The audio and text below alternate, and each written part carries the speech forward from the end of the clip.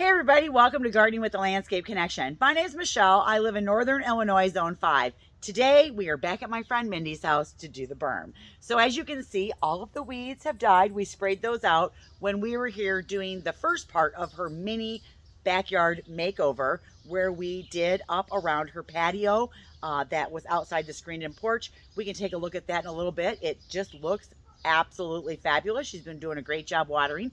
But today we're going to do this berm. So as you can see here, we do have bricks lined up here. That's going to be the edge that we're going to put in at the bottom of the berm. And then we are also going to put in some absolutely fabulous plants. We have a bench that we're going to stage in there. And then we're also going to take a run over to the, I guess, the stone yard, because we're going to pick out some 2-man, 3-man outcropping and some fractured boulders that we're going to insert into the berm to kind of create some stability there, and so that the mulch just doesn't all run downhill.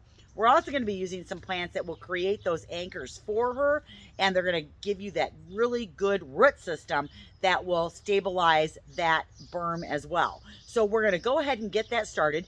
I am actually going to get my stake line put up and get my line drawn for where the edge is going to be. The guys are going to start clearing out all of the dead weeds, start putting in the edge, and then me and my daughter Kimmy are actually going to run out to the stone quarry, and we're going to pick out some of the outcropping, and we'll take you along with us and show you what we're doing. So stay tuned for this beautiful makeover. It's going to be absolutely fabulous.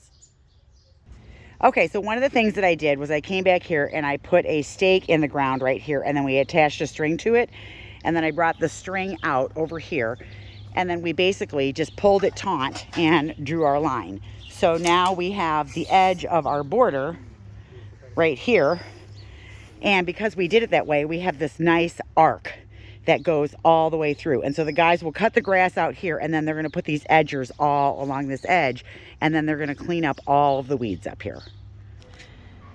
Okay, so we are now out at the yard, and as you can see, they have all kinds of product here. This is like all of your cut wall stone, and then when you go down there, there's lots of flagstone, and then here's the big outcropping out here, but we can't handle anything like this. It's just too big, and I can't get a machine back in Mindy's backyard, so we are going to get pieces that are called 2-man, 3-man.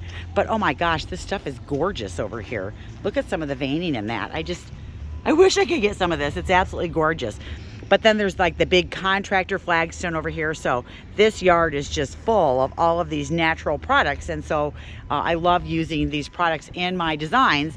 But because we can't get into the backyard, we are going to actually get 2-man, 3-man. So let's take a look at that. Okay, so here we are. This is called Chilton, and this one is called a weathered edge. Split face. So this one is split face, and this one is the weathered edge. And so the biggest difference is, like, this one has more of a clean break on it, whereas this one has more of a rough break on it. So we are going to actually get 6 pieces, and we are going to get 2 here, because see, they're 2-man, 3-man. They're big enough that I can get them back there on a rock dolly or in the wheelbarrow, and then the guys can lift them. And then we'll maneuver them in place with leverage and shovels. And then we're going to get 4 pieces of this. So 1, 2, 3, 4. They've already taped them up for me. So we're going to get those all loaded up and bring them on back to Mindy's. So I just real quick wanted to show you, I'm loving this. I'm thinking I want to get a couple pieces of this to put in my cottage garden area. Look at this. This is gorgeous, and it could be just like this little platform area that I put in there, and I could build a vignette around it. But I just love the color of this. It's absolutely gorgeous. So I'm thinking about maybe getting a couple pieces of that and bringing it back with me as well. And then this is the same thing over here, this Chilton, but look at the beautiful coloring on that. So this is the big outcropping, and we're getting the 1-man, 2-man pieces that we can actually manhandle into the backyard. Absolutely gorgeous. And then here's some more of that charcoal flagstone that we used in the backyard when we did the backyard piece by the patio.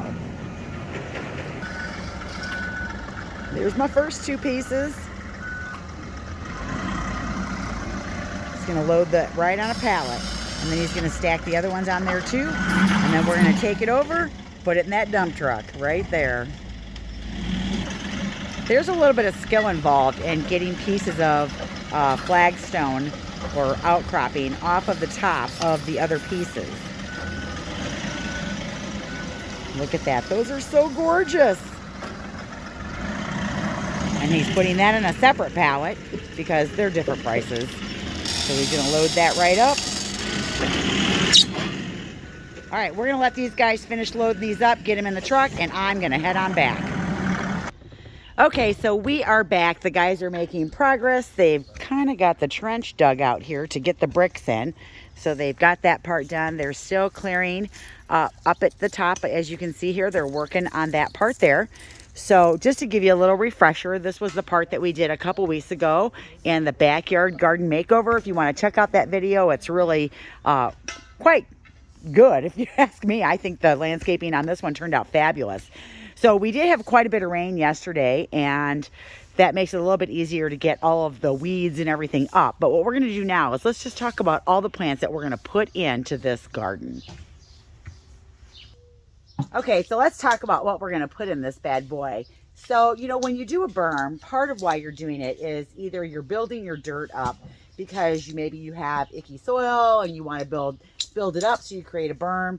This one used to have 3 big pine trees that were in it, and a storm came through and knocked them all, well, they didn't knock them all down, but they like took half the trees out. So they ended up cutting the trees down, but there was a sense of privacy there. And a lot of times that's why you're putting a berm in, is to create that sense of privacy. And that's what we're going to do here.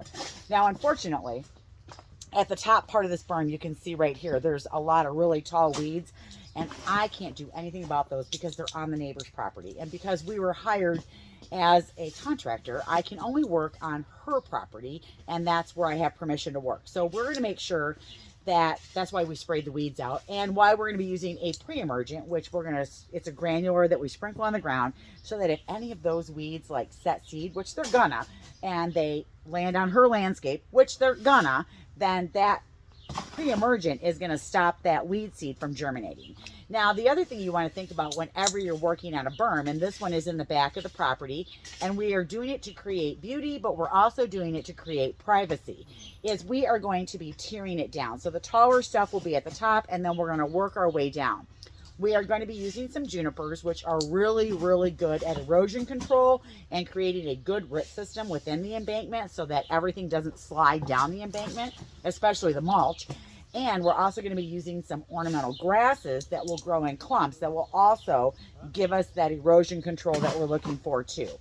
So the next thing we're going to do is we're actually going to talk about what are we putting into the berm. But before we do that, let me show you what the guys are doing. You can hear them scooping gravel out back here into the trench that they dug out, because that's where the edging bricks are going to go. Kimmy is on her way back here now with the outcropping, and we'll be inserting that next. So basically we went through, we sprayed the weeds, and then we went through and we cleared all of the dead vegetation. Then they dug the trench out for the edging. They're going to put the gravel in, compact it in, and then they're going to put the edging in. Then we'll insert the outcropping, and then we'll do the plantings behind that. We kind of do it in that order, so that way the outcropping, even though it's going to be used as some of that erosion control so things don't come down the embankment, it also is creating those areas where you can create those little vignettes or those little spots that we're going to kind of landscape around. And so I have a design too, and I'll show you that, but let me go over and show you what they're doing with the gravel right now. So as you can see, they did dig the trench here. This is probably 3 to 4 inches deep, and then they're lining the trench with the gravel. They're going to take a tamper and they'll tamp that in. They'll put some more gravel over the top, and then we'll start laying this brick. And then as the brick goes around the circle, if they need to cut it so that it goes back to back and butts up against each other, they'll cut the edges as well. And then what we'll do is we'll just line this whole trench and make that nice arc all the way around. So this is the design picture that we did, and as you can see, we've layered it with different colors, and we have the 4 colors that I've talked about before that I really do think that you need when you're doing a design to kind of make it all come together, and that's the red, gold, blue, and green. And so we've got all of those colors in there. We have different things that are blooming. We've made this as low maintenance as we could possibly make it. So that is going to be going right up there. Isn't that cool? Let's talk about the plants. Okay, well, I apologize for any background noise that they're making, but they got to kind of keep working. So the first thing we're going to talk about is what perennials are we going to put in this? And there aren't that many. A lot of the bones of this are going to be large flowering shrubs because we want to create privacy. That's the purpose of this berm. And we want beauty. So when they're sitting on the back porch where I am right now, and they're looking across the way, oh, they're going to see this beautiful berm instead of a weed embankment. Because even when the pine trees were there, it was still the 3 pine trees and then just weeds. So this will be so much nicer.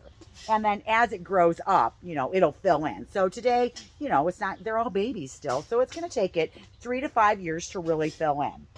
So the first ones we're going to talk about are the perennials that we're going to put in. And so this is going to be more towards the back of the border. We are doing a color scheme with the perennials of yellow and like a lavender. And so we are going to be using the Heliopsis Tuscan Sun. We will be putting 3 of these in. And come here, little guy. Isn't this gorgeous? So this is the Heliopsis Tuscan Sun. I actually have these growing at my house. I love these. They're absolutely beautiful. They do get anywhere from 24 to 32 inches tall. So they're going to get almost 3 feet. So that's a pretty good height. So this will be more towards the middle of the bed. It's going to be off to the right side. And we'll place everything in the bed as far as where it goes before we ever plant it. So you'll kind of see how I lay that all out. These want to grow in full sun. Now the tag does say part sun, but I find with these that if they're in part sun, like they're only getting 4 hours, which is really part sun is 4 to 6, they stretch. And so I want these to be nice and full. I want them to get their full size, and this berm is full sun. So this one here is going to grow in zones. Let me see if I can find it on my tag. It is zone, oh my goodness, I can't read, 4 to 9. And so these are going to get 24 to 32 inches high, and they're going to get about 2 feet around. So we're doing 3 of these in a nice clump that we planted all together. The other one that we're going to do is the Cat's Meow. This is the Nepeta from Proven Winners. And so this here is right here. It's got that beautiful lavender on it. Now the Cat's Meow gets 17 to 20 inches. These are going to be more towards the front of the bed, kind of towards the front. At the bottom, so that way we've got some nice color. They're going to be spread out from one end to the other, planted in groups. We have 7 of these that we're going to put in. These actually grow in zone 3 through 8, and again, they're going to get 17 to 20 inches high, and they're going to get about 2 feet around. The other thing with Nepeta is it is going to be that pollinator attractor, so that's really great. And if these ever get bigger than she wants them to, or they start to look kind of ratty, you just go in and you cut down the outer foliage, and there'll be new foliage always growing in the center, and then they'll reflush. These are one of the earlier ones that comes up in the spring, so she's going to have some nice spring color, and then they really have a great long bloom time on them. So these are super hardy, drought tolerant, can handle the full sun, and they'll do really well over here and give her that beautiful lavender color. So these are really great. We're going to put 7 of those in. So those really are the only 2 like flowering perennials that we're putting in. The reason for that too is because we want to keep this as low maintenance as possible. So these are 2 things that she would just cut back to the ground at the end of the season. I recommend that she cuts them back probably in the fall, and that way that cleanup is done going into winter. And then we're actually going to do 2 different kinds of grasses as well. Now these are warm season grasses. They're going to grow once it gets warm out. They are clump forming, so they're not going to spread their seeds all over. The first one that we're going to do is a northwind grass. This is a panicum, and these are going to take about 3 years to get full grown. So these are going to grow anywhere between 5.5 and 6 feet tall, and they're probably going to get about 2.5 to 3 feet wide.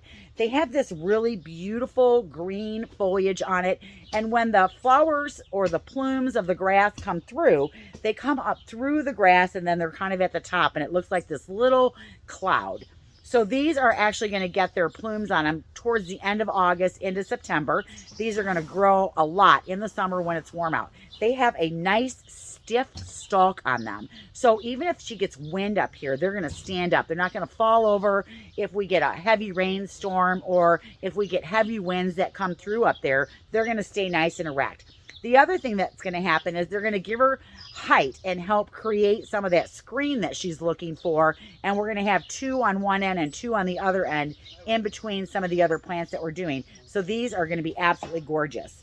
So these grow in zone 4 through 9. They are a full sun grass, so they do need 8 hours or more sun. They don't want to be fertilized. Sometimes if you fertilize grasses, they grow too fast and then they're not as strong as you want them to be. So they're drought tolerant. They'll get nice and stiff and strong. She can either leave them up all winter, because I've actually plowed snow on these before and they've stood back up. They can take that snowpack. They look nice with that drift of snow. And then she wants to make sure that she cuts them back here in zone 5 before they start to grow. And usually here, that's usually around mid-May. So you don't want the old growing with the new, and you cut them back to about, 12 inches from the ground, as long as you don't cut into the crown. So this is the Northwind grass, and it's a panicum or a switchgrass. And this is going to look absolutely fabulous up there. I don't have to put the tag back in because I have a pile that I'm giving her all the tags. All right, the other one that we're doing is also a switchgrass, but it is from Proven Winners. Where is it? It is the Cheyenne Sky. Let me grab it. It's on the other side of the table. Okay, so this is the Cheyenne Sky, and this is going to be more towards the mid border of the bed. And grasses are great for creating an erosion control in an embankment. Now, this is only going to get about 3 feet high, so this isn't a really big grass. It also has some beautiful reds that come up through. It's kind of like a red, burgundy, purple color that come up and grow through the grass, and then it's going to get its little plumes on it again more towards the end of the summer. So this is a clump forming grass. It's going to get about 2 to 2.5 feet wide and about 3 feet tall, and it kind of grows up, and it has a little bit of a weeping habit, but for the most part, it kind of grows straight up and down. I don't know that that's a great picture of what it looks like. It looks so much better once you put it in the landscape. But we have these like one on either end, kind of like by the outcropping that we're going to put in. So we're creating kind of that little vignette area. These are very nice. They got a blue-green kind of hue to them. So I'm really excited to put these in. I've never planted this one in the landscape. I just got these this year, and so I'm excited to put them in here to see how they're going to do. And they're super easy to grow. And again, you're going to cut it down. You can leave it up all winter, or you can cut it down, and you're going to cut it, 12 to 18 inches from the ground before the new growth starts in the next season. And it's going to get those beautiful plumes on it. So this one is also Prairie Winds Cheyenne Sky by Proven Winners, and this is a panicum as well. So those are the 4 perennials that we're putting in the bed, and then everything else that we're putting in is a shrub. So let's talk about those next. Let me get them all kind of organized.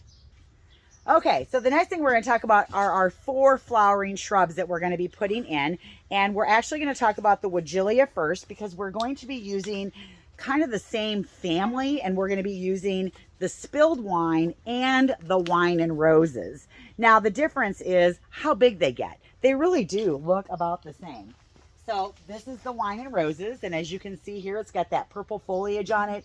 It gets that dark fuchsia flower on it in early summer, late spring, and these are absolutely gorgeous.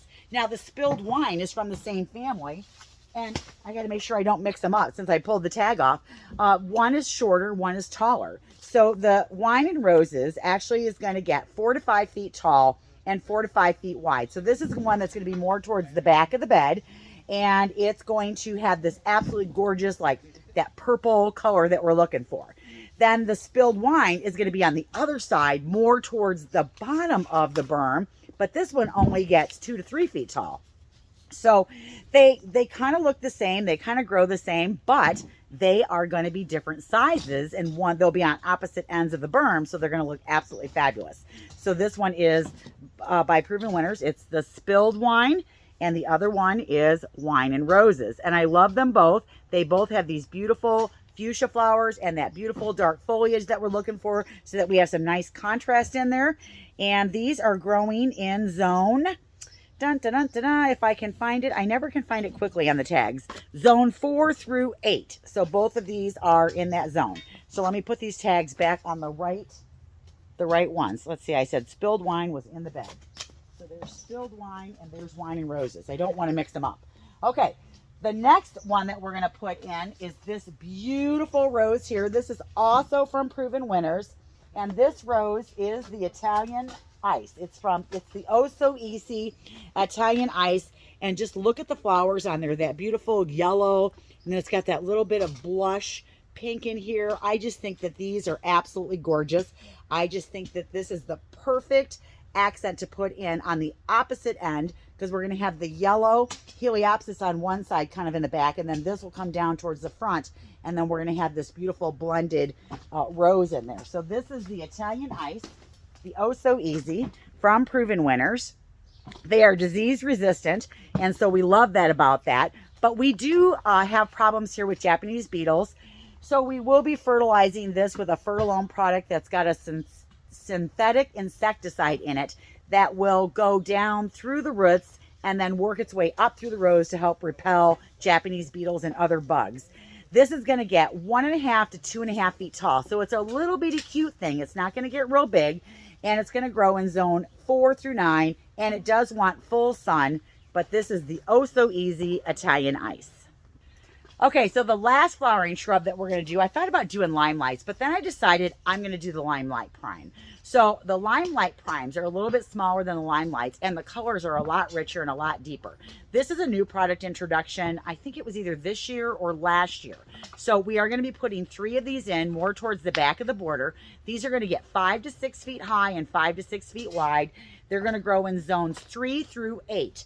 Now, see how the flowers on here start this beautiful kind of limey green, and then they age to this beautiful mauvey pink. And the older the flowers get, the deeper the color gets on these, and they will just be loaded. They are drought tolerant once you get them established, and they do want to grow in full sun. So super excited to put these in. I can't wait to see them when they get big and they turn colors.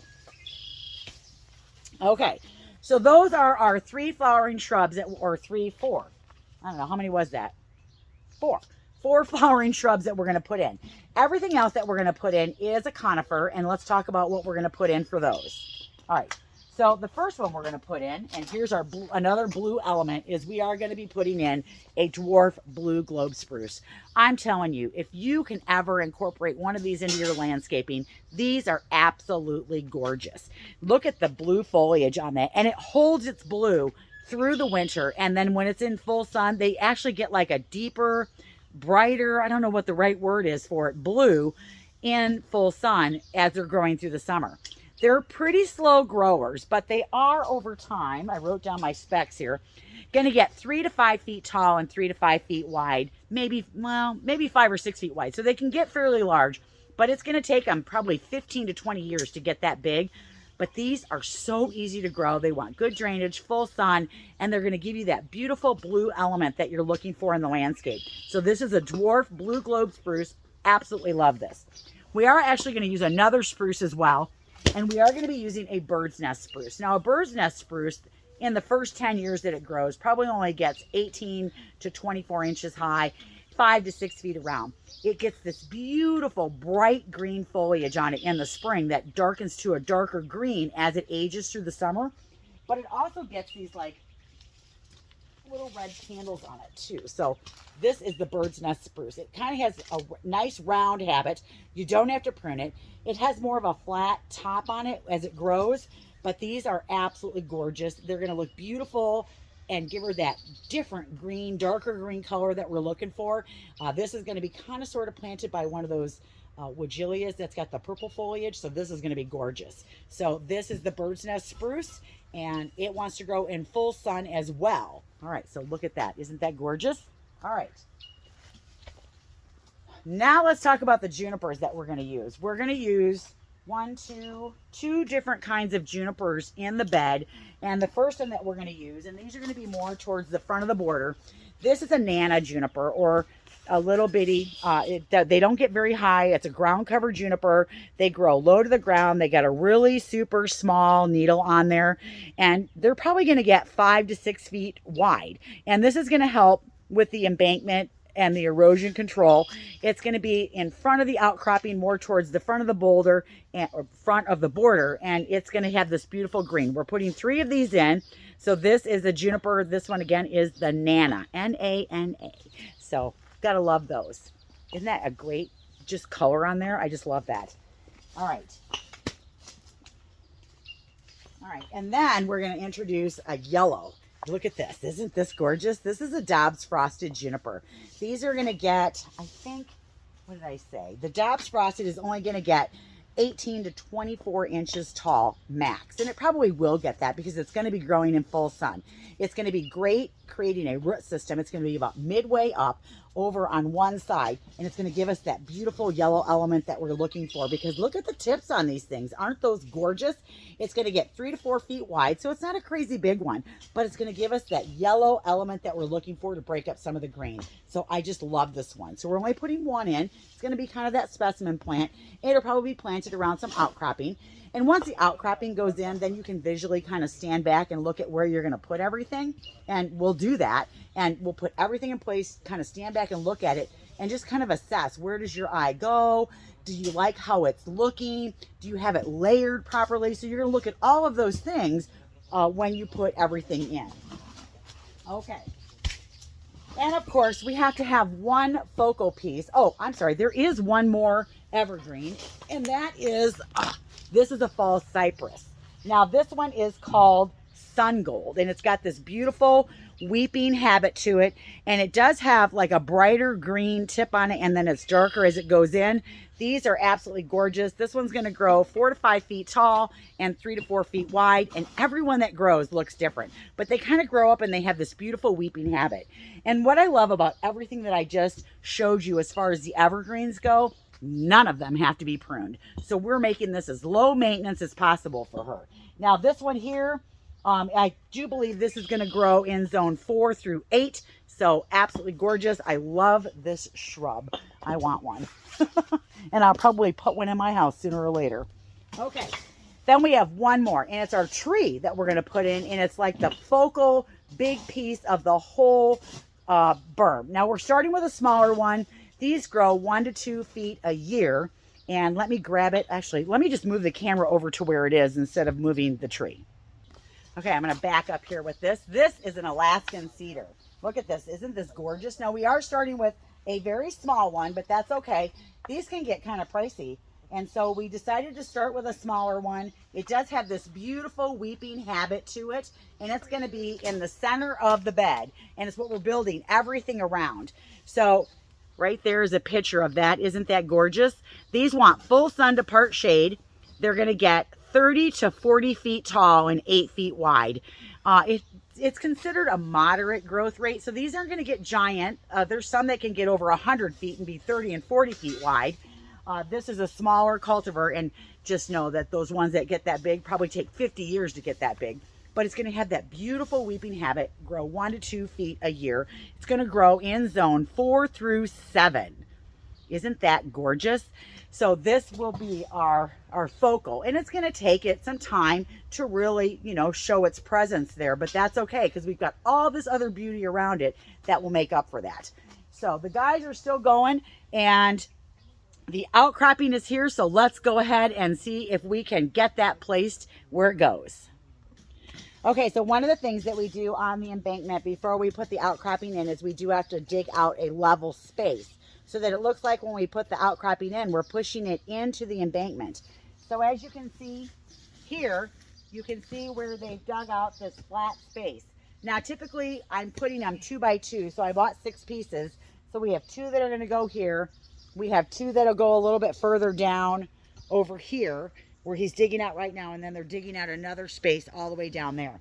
We'll dig out the space for the first pieces, and we'll put those 3 pieces in, and then we'll dig out the space for the next 3 pieces that are either going to go below or above the ones that we're putting in now. So let's go get some outcropping. So as you can see, it does take 2 to 3 guys to move it. So even though they're small, they're still heavy.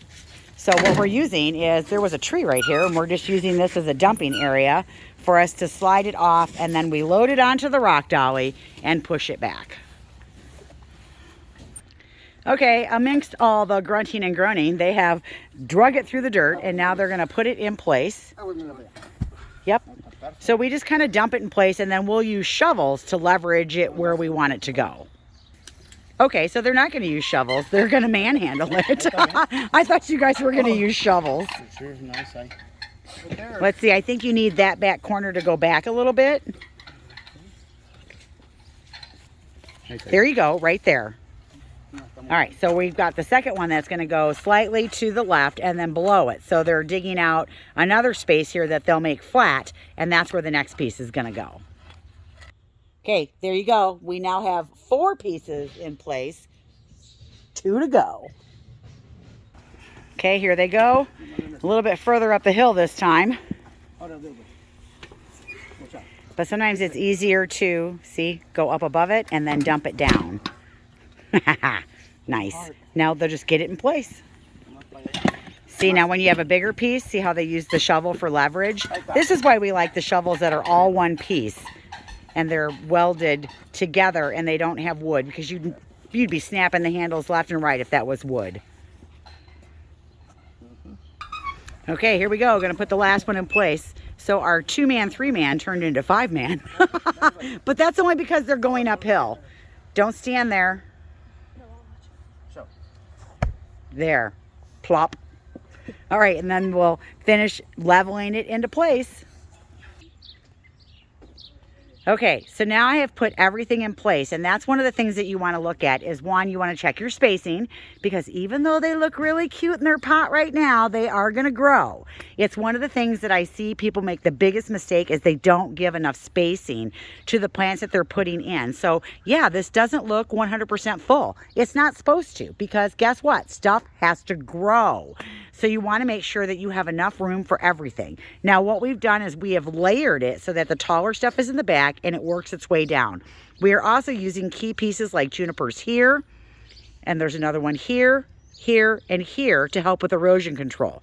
That's also what we're using, not just for beauty, the outcropping, but we're using it also to stop some of that dirt from rolling downhill. And the mulch, because if we get like a really hard rain, we don't want all of that mulch to roll down the hill and hit the yard. So as you can see here, we have our spilled wine woodgillia over here. That's a shorter one. It's going to fill in this area here. And then if we swing to the other side, I have the taller one over here. Then behind that, we have placed our Limelight Prime. So we have one here. Let's see, am I pointing to the right place? One is right there. We have another one right there. And then we have a third one here. So we've spread that color to draw your eye to the back. And then we have our weeping cedar right here. So this is going to grow up and get really big, but it's going to take it some time to do that. We've got the beautiful blue globe spruce right here with the mop cypress over here just to the right of it. We have the beautiful Dobbs frost here. And then see, there's our beautiful yellow. There's our Heliopsis there. And then we've dotted the Nepeta throughout the front. We've got our bird's nest spruce. It's sitting over here. And so these are the shorter grasses in the front. And then we have our north winds in the back, like behind the bench. So this is going to fill in and layer all the way down. So now what's going to happen is they are going to actually dig the holes, get them in the ground. Then we're going to put pre-emergent down, which is going to stop any weed seed from germinating. Then they're going to put the edgers in the edge here, and then we'll mulch the whole thing with a dark chocolate mulch. Isn't it great? I love it. All right, time to plant. Let's do it.